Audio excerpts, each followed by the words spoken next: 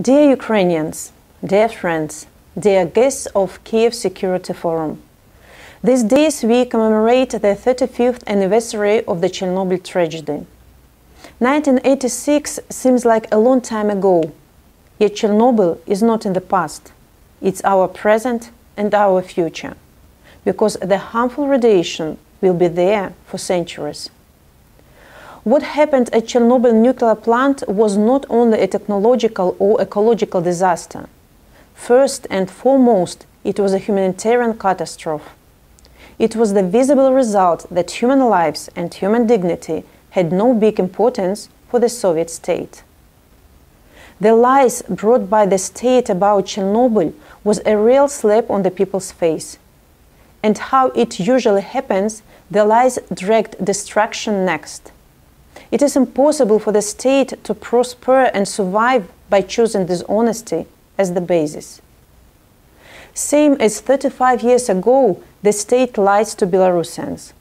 Lukashenko lied about the coronavirus pandemic, about election results, and the political prisoners who do not exist for him.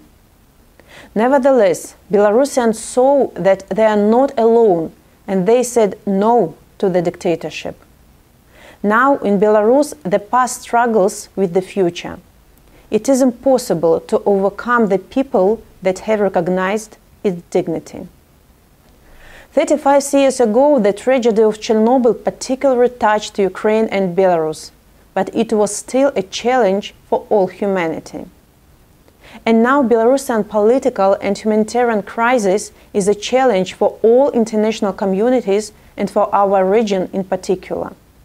Right now, the independence and sovereignty of Belarus is at stake. Same as with Chernobyl, the current Belarusian crisis is a warning that security of our region is under threat. However, these crises are not only a challenge, but also a chance. The chance to show that true solidarity means. For me personally, Chernobyl is also a personal matter since it has influenced my life a lot. I'm from southern Belarus, the most infected region, as is my husband Sergei.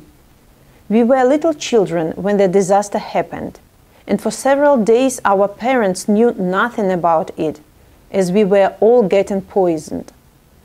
As a teenager, the same as many other Belarusian kids, was invited to Ireland to spend summer there for rehabilitation. Later, I continued to go there as an interpreter. And together with the Irish families and the Belarusian volunteers made something more than just a health improvement project.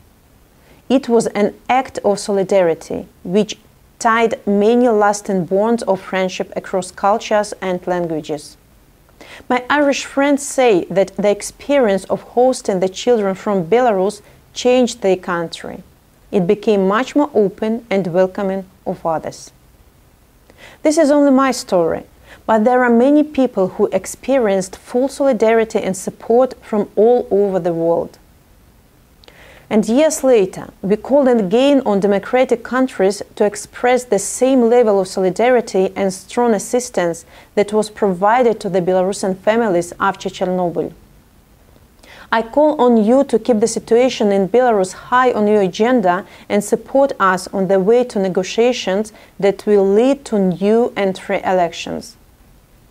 Current Belarusian crisis gives a unique opportunity to all democratic countries to show the real power of your societies.